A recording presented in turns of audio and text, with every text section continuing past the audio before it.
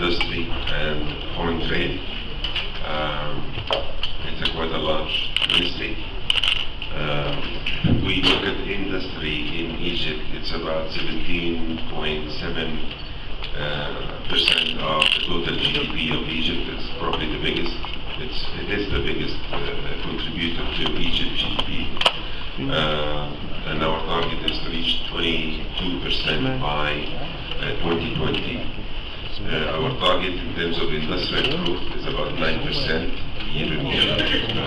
That's what will get us to 22% of total GDP. As we've talked about, probably I'm not going to be able to answer all the questions because of different fields, but I'm happy to answer all your questions related to industrial trade, and if you have any other questions related to other ministries that you will not be able to meet, I'm happy also to answer them.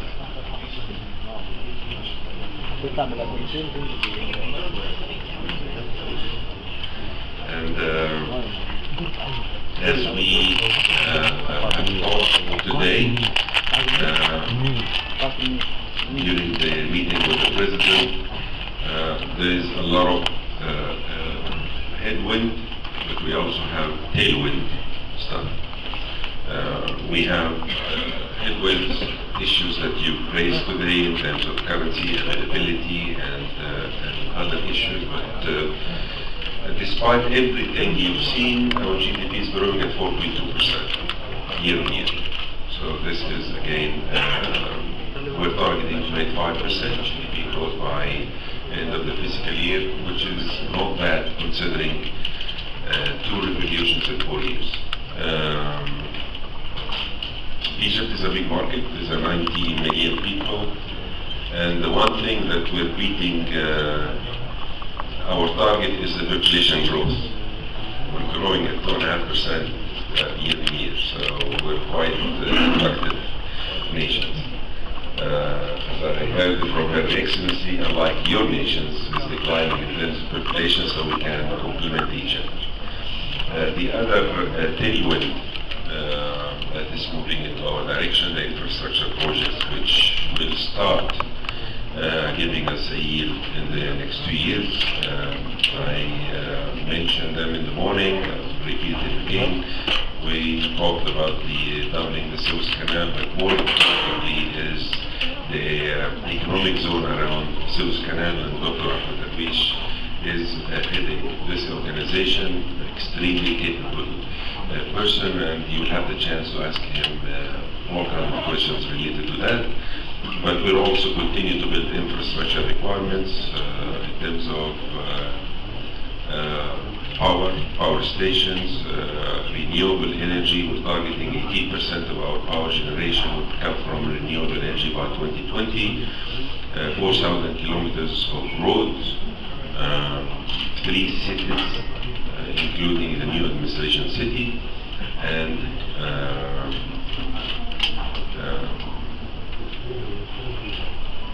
2 cities, one in the Red Sea area and one on the Mediterranean area, in addition, again, as I mentioned, the ENI discovery, which you guys are extremely aware.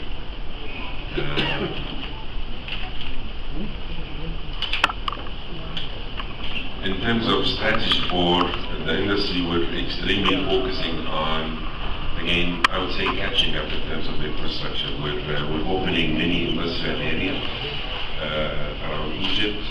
This year we're targeting 3 industrial areas in Cairo and in Egypt, and one in Said.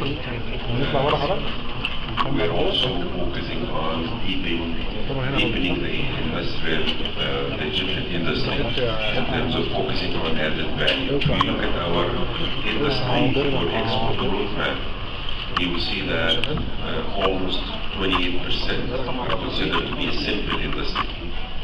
42% will be from simple.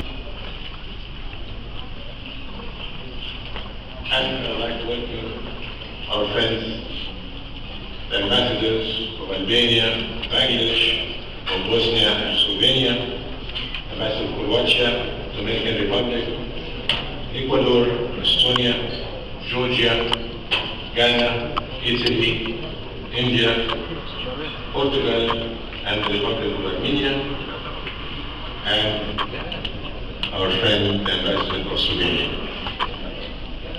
Ladies and gentlemen, before we start, I would like allow me to take a moment to bid farewell to an admirable character and very dear friend of our council, Ambassador Arkel Zubiri, Ambassador of Georgia to Egypt, will be leaving soon for a new post. Ambassador Arkel, I would like to thank you for the outstanding performance and service shown to our cooperation in the last few years. We will never forget that our new council's first mission was to Georgia. And we consider it as the first door to success we shared to numerous ones to other important countries. We have enjoyed working with you, and we thank you for your support to the council and wish you all the best in your new post, and looking forward to keep you in touch.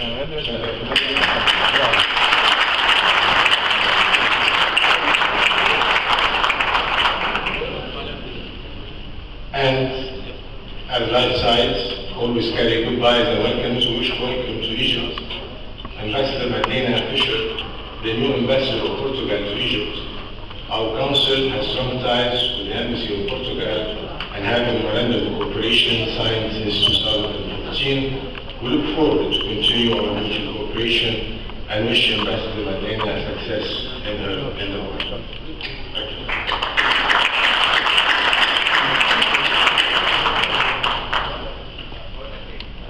Last but not least, ladies and gentlemen, as our newly established Egyptian Council for Sustainable Development remains to conclude success in its continuous strides to strengthen economic and trade ties between Egypt and other important countries, on behalf of the board and members of the Council, I have the pleasure to announce a new cooperation agreement to be signed now between our Council and the Embassy of Slovenia in Egypt. With the agreement, we look forward to take all the opportunities within our competence to promote, strengthen, and expand trade, economic cooperation, and other business relations between the two countries. Mr. Ambassador, please.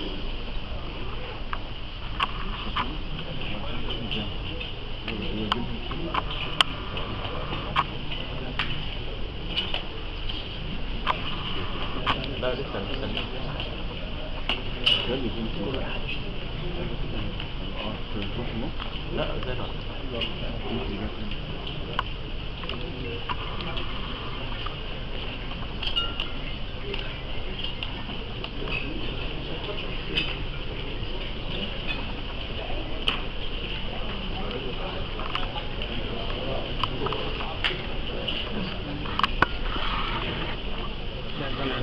جيم 9 اخر المواجهه خلوه ده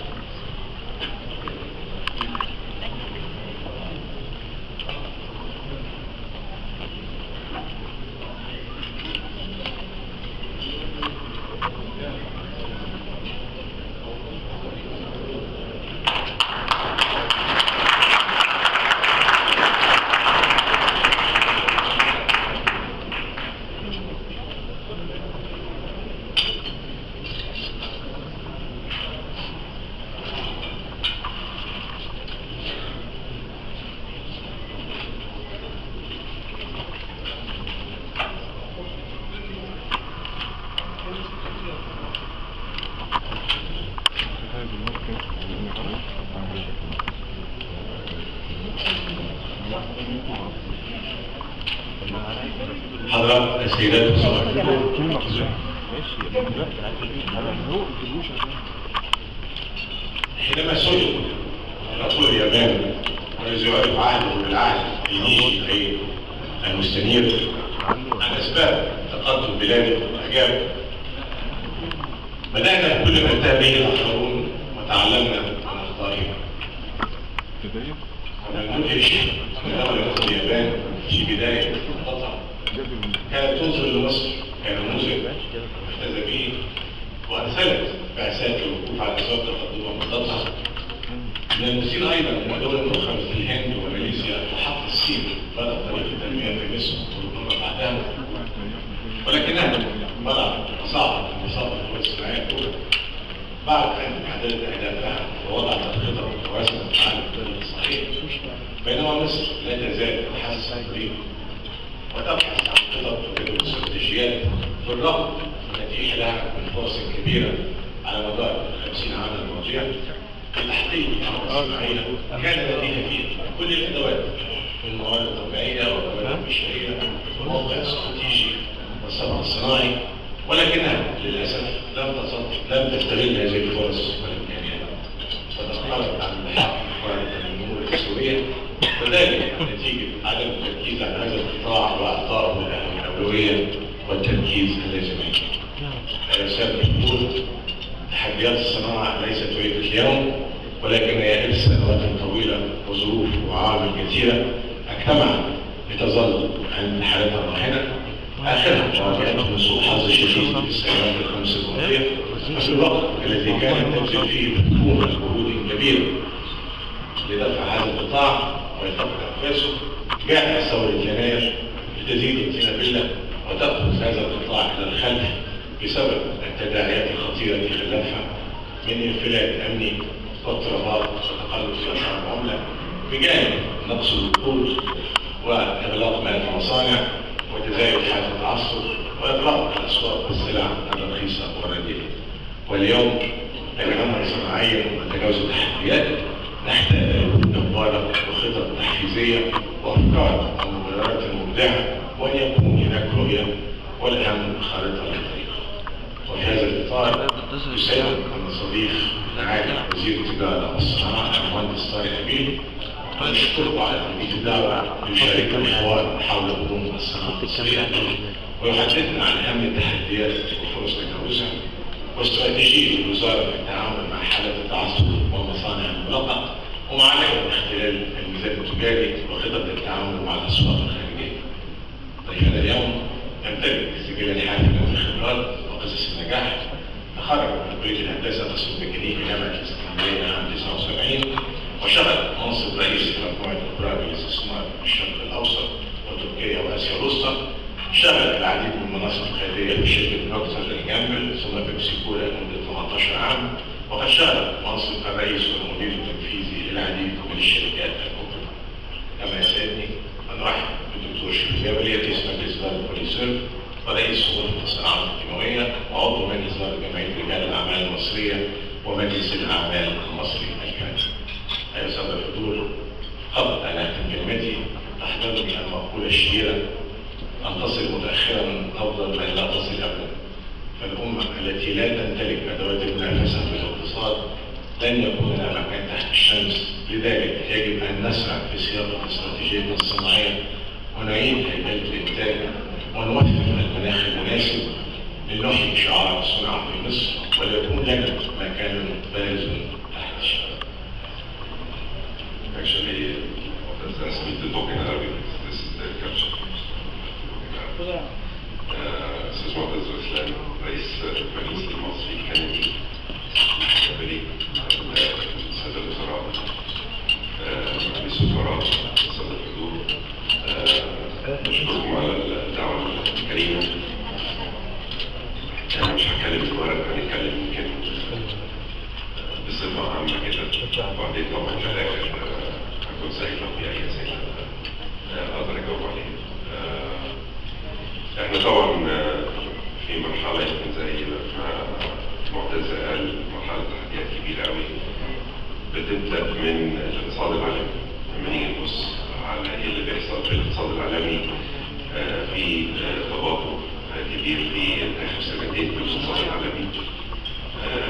العملة الأوروبية خفضت لأدنى مستوياتها، ودي طبعا بتسبب مشكلة كبيرة لبعض الدول منها مصر، نتيجة أن الاتحاد الأوروبي واحد من أكثر الأسواق لنا في التصدير. تباطؤ الاقتصاد الصيني اللي هو مؤثر على الاقتصاد العالمي بشكل مباشر. الصين خفضت العملة مرتين ومتوقع أنها تخفض تاني في سبيلها لتنشيط التجارة الصينية ودعم التصدير بتاعها. بدأت الصين ببرنامج اسمه جو جلوبال، بحيث بدأت تنقل بعض المصانع اللي موجودة إلى بعض الدول الأخرى منها تايلاند وبعض الدول الثانية. العمالة الصينية أسعارها ارتفعت، وأمريكا حاليا بتبحث جذب بعض الصناعات الأمريكية اللي كانت نقلتها للصين نتيجة الكوست ادفانتج بتاعتها، استعمال الاوتوميشن في أمريكا. الروبل الروسي نزل برضه إلى أدنى مستوياته نتيجة الحصار الروسي. العملة التركية حصل لها يمكن 30% ديفالويشن أو انخفاض العملة، زائد الاضطرابات السياسية اللي حوالينا في كل الدول اللي حوالين مصر، وده بيمثل كتير قوي. لو نبص لبعض الدول دي بتمثل حوالي 13% من التصدير في مصر، ده جزء كبير قوي من حجز الميزان التجاري الشرقي المعتز. ده صورة بسيطة عن المناخ العالمي. مصر طبعا مش بعيدة عن هذا المناخ. احنا عندنا طبعا مشاكلنا الداخلية، وجزء من مشاكلنا الداخلية كانت بالأسباب اللي احنا عشناها في آخر 4 سنوات أو 5 سنوات، زائد ارتباطنا طبعا بالعالم من خلال هذه التجارة. لما نيجي نبص عندنا في مصر عجز الموازنة اتحسن يمكن من 12.2 ل 11.5، فده ماشي في الاتجاه الصح. ولكن لو احنا نيجي نشوف انه عجز الموازنة المفروض يكون في حدود 5%، ده البنش مارك في كل حته في الدنيا، نلاقي ان احنا لسه عندنا جزء كبير محتاجين نتحسن فيه عشان نوصل الى ال 5%. الاحتياطي النقدي حاليا في حدود حوالي 17.4، زاد اول امبارح نتيجه الخط الصيني، ولكن في حدود ما نفضلش ننزل عنها. احنا نزلنا من حوالي 36 مليار ايام ثوره يناير الى هذا الرقم. ده برضه بيمثل ضغط كبير، واعتقد ان كل رجال الاعمال كلنا حاسين بهذه المشكله. لما نيجي نبص الى الدعم زاد من حوالي 90 مليون الى حوالي 90 مليار الى حوالي 150. ده طبعا رقم كبير، بالرغم ان حصل جزء من ان احنا خففنا الضغط شويه على الدعم من اجل الوقود، لكن القيمه كلها زادت نتيجه النمو السكاني في خلال الفتره اللي فاتت. لما نيجي نبص على فاتوره الاجور، زادت من حوالي 80 مليار الى حوالي 214 مليار في خلال السنوات اللي فاتت. الميزان التجاري في اخر سنه فقط، عجز الميزان التجاري اللي هو الفرق ما بين الواردات والصادرات، زاد من حوالي 38 مليار لحوالي 48 مليار، يعني 10 مليار خلال السنه اللي فاتت فقط. الكلام ده كله ايه محصلته؟ محصلته ان هو بياخد حوالي 75% من الموازنه العامه رايحه الى فاتوره الدعم والاجور وفوائد الديون. الديون لما نيجي نبص على الديون الداخليه زادت من حوالي 600 مليون في يونيو 2010 الى 1.19 تريليون. ده طبعا رقم كبير جدا فوق البنش مارك المفروض يكون في اي دوله. الدين الخارجي وصل الى حوالي 47 مليار. لما يجي زي ما قلت الموازنه العامه 75% رايح الى الدعم فاتوره الاجور وفائده الديون، بيسيب حوالي فقط 25% الى الاحتياجات العامه للمواطنين والبنيه التحتيه وهكذا. هل الصوره سيئه جدا؟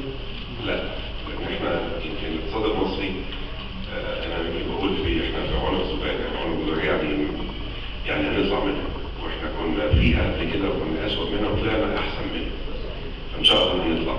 وفي مؤشرات ايجابيه برضه زي ما انا قلت، يمكن المؤشرات السلبيه في مؤشرات ايجابيه قدامنا. المؤشرات الايجابيه انه برغم من كل اللي انا قلته ده، الاقتصاد نمو او نما في حدود 4.2 خلال السنه اللي فاتت، ونهدف ان احنا نوصل الى 5%. ده رقم دول كتير كثيرة جدا تتمنى هذا الرقم. مشاريع الانفراستراكشر او البنيه التحتيه اللي حصلت، مشاريع كبرى اللي حصلت خلال السنتين اللي فاتوا، يمكن مش كلها هتدي او بتدي ثمار دلوقتي، لكن بتدي ثمار لان قعدنا فتره كبيره جدا ما حصلش استثمار في البنيه الاساسيه. ودي مشاريع قوميه، مشروع كبيره جدا. قناه السويس ومحور قناه السويس اللي فيها دلوقتي مساك الدكتور احمد درويش دكتور قدير، ان شاء الله هنشوف النمو في هذه المنطقه قريب.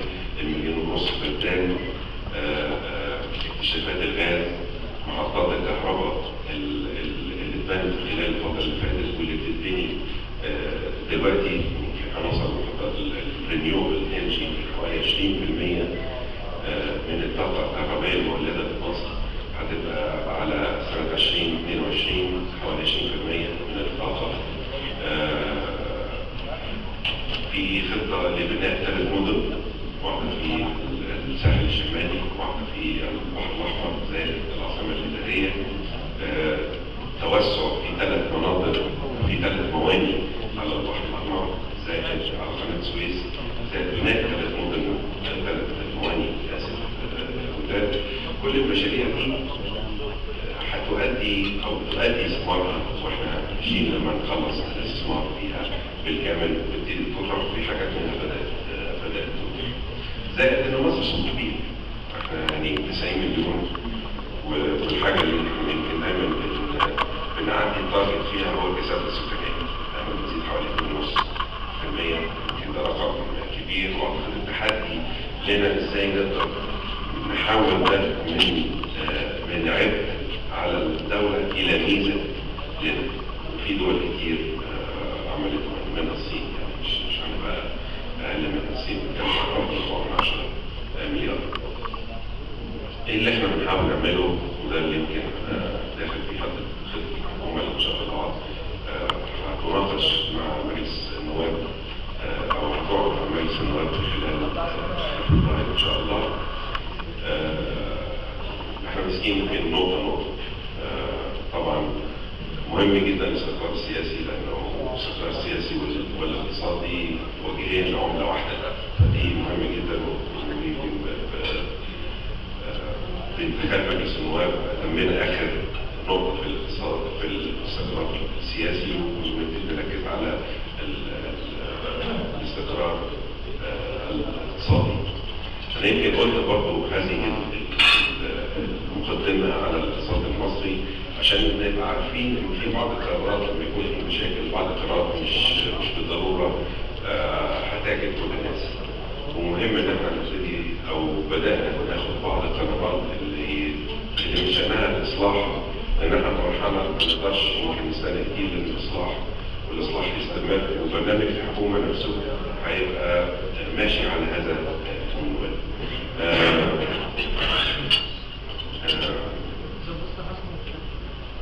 راح اتفضل معالي الوزير الادواري، متاخره نص ساعه بس مش مشكله.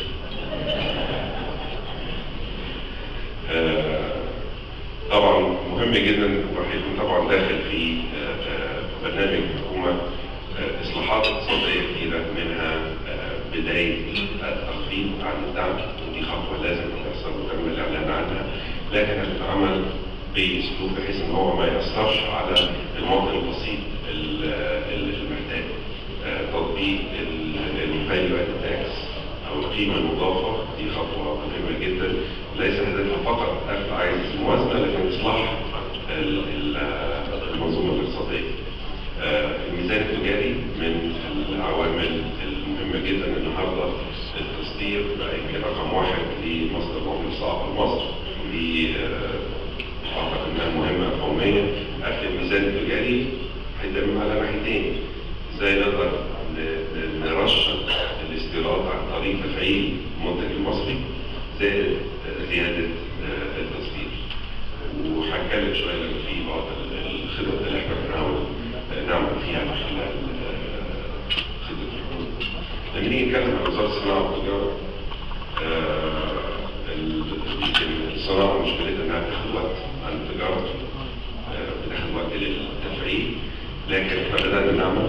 يمكن اول حاجه بنعمل فيها عمل استراتيجية عامة للصناعة والتجارة خلال السنوات اللي جاية، لأن النهارده أنت كمستثمر عايز تيجي تستثمر في صناعة معينة لازم نبقى عارفين هنقول لك تستثمر فين وليه. الاستراتيجية دي هتشمل كل المحافظات، هتشمل الميزة التنافسية لكل محافظة سواء من الناحية البشرية أو من الموارد الطبيعية، هتشمل قرب هذه الصناعة من الموانئ ومن الانفراستراكشر المطلوبة، ونفس هذه الاستراتيجية لازم تتربط باستراتيجية التجارة من ناحية التصدير ومن ناحية الأسواق اللي احنا بنهدف نتوسع فيها. فإن شاء الله دي بنعمل عليها، بدأنا نشتغل من حوالي 3 أشهر، وإن شاء الله قريب هتكون جاهزة. وزارة الصناعة لما نيجي نبص من ناحية الصناعة، وزارة الصناعة لا تملك مصانع، لكن جزء كبير جدا من هدفنا هو إصلاح مناخ الصناعة من خلال تحسين مناخ العمل الصناعي. أكبر مشكلتين بيقابل كل الصناع الترخيص والأراضي. الترخيص زي ما يمكن عارفين من تاريخ بنك الدولي بيقول لنا احنا بناخد حوالي 634 يوم عشان نخلص الترخيص، طبعا داخل فيها جزء من الإنشاء. ده رقم لا ينفع لمستثمر داخلي ولا خارجي. احنا شغالين وطلع بيها قرار حتى من دولة رئيس الوزراء لتشكيل هذه المجموعة نعمل فيها إن شاء الله قريب جدا. يعني يمكن قبل ما اجي دلوقتي رجعت أول درافت لتشريع جديد هنتكلم فيه في المجموعة الاستشارية لوزارة الصناعة، وبعد كده نطرحه على المجموعة الاقتصادية والرأي العام. الهدف من هذه التشريع إنه أحيانا لما بتكون المشكلة كبيرة صعب جدا إصلاحها، لأنه التشريع أو التشريع الحالي الموجود معقد جدا. احنا بنحاول نعمل تشريع جديد خالص مختلف عن القديم، وبالتالي شوية شوية القديم بيموت. ده الفكر اللي يمكن بنشتغل فيه. الأراضي مشكلة كبيرة نتيجة عدم الاستثمار في الانفراستراكشر خلال السنين اللي فاتت، حصل في نضج الأراضي وبالتالي ثمن الأراضي زاد، ويمكن السياسة كانت مختلفة شوية نتيجة عدم وجود السيولة الكافية ان احنا نقدر نرفع في الأراضي.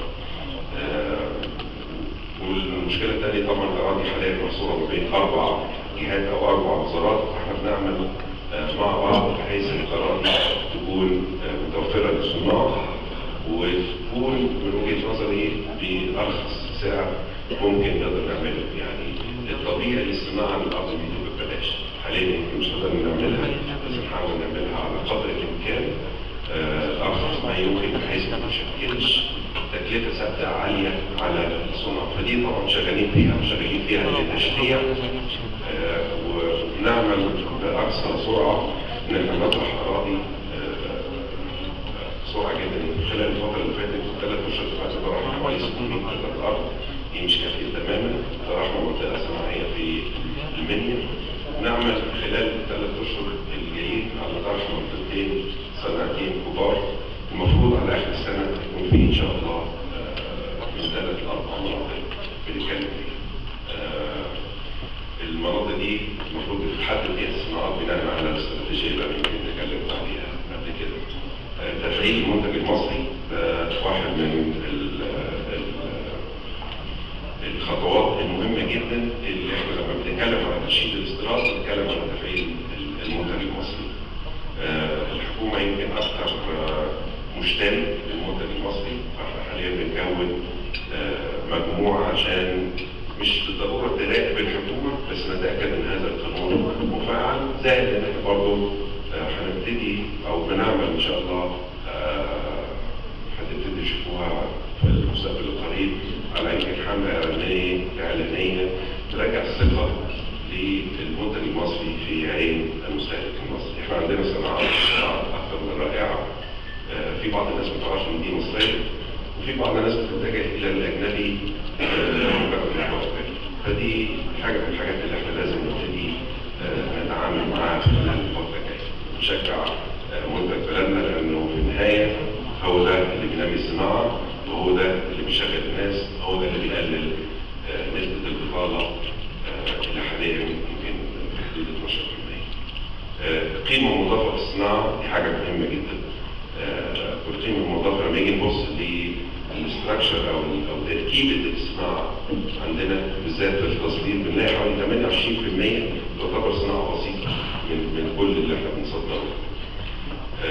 45% يمكن من البسيط إلى المتوسط، و25% من المتوسط إلى عالي التقنية، وفقط 2% هو المنتجات العالية التقنية.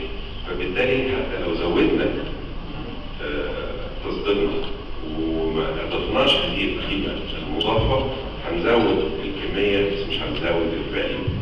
عشان نزود الفاليو لازم نزود هذه القيمة المضافة. فاحنا بنعمل طبعا مش هنقدر نشتغل على كل القطاعات في نفس الوقت، لكن بنعمل على بعض القطاعات اللي هتبتدي تدينا تأثير سريع منها كمثال صناعة السيارات وغيرها. بنعمل كمان على فك الاشتباك ما بين الدعم والصناعة.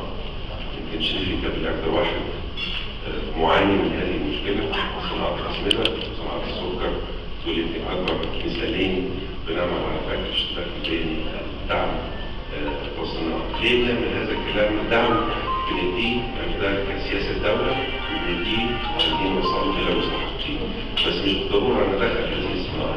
لأن النهارده المنافسة في العالم كله هي منافسة سعر. الجودة موجودة لكن السعر لحد كبير بيحكم هذه المنافسة. لازم احنا نبقى لو كوست بروديوسر.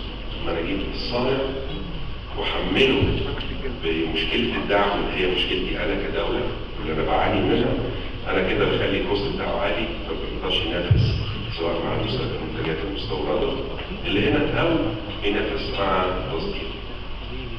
فدي بنعمل عليها ان شاء الله. لما يجي نبص التجارة الخارجية عندنا منظومة تنمية الصادرات، والمنظومة دي حاليا برضه مجموعة عمل ان شاء الله هنخلصها قريب قوي، بحيث تعمل على ان احنا نركز احنا عايزين نصدر ايه القطاعات اللي عايزين نركز فيها وهنصدرها في ايه المناطق اللي احنا عايزين نركز فيها. هل مثلا صناعة الأدوية انا عندي competitive advantage على اوروبا ولا على افريقيا؟ لو هي على افريقيا يبقى انا محتاج احط لها نظام الصناعات النسيجيه. عندي competitive advantage فيه. ايه هي الصناعات اللي انا عايز اركز عليها؟ وايه هي المناطق اللي انا من الناحيه الاستراتيجيه اللي انا عايز اركز عليها؟ فالمنظومه الجديده لازم تاخد عوامل فيها من ناحيه ايه الصناعات اللي عايز اركز عليها في المناطق.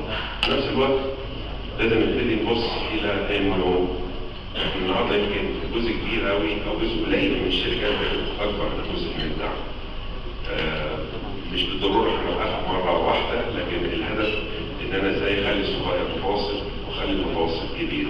في وقت من الاوقات الكبير لازم يمشي على رجليه لوحده يبتدي يساعد الصغير. يعني انا عندي كميه فلوس معينه عايز اساعد، فابتدي احاول اساعد ازاي الصغير الاول عشان يكبر والمتوسط يكبر كبير.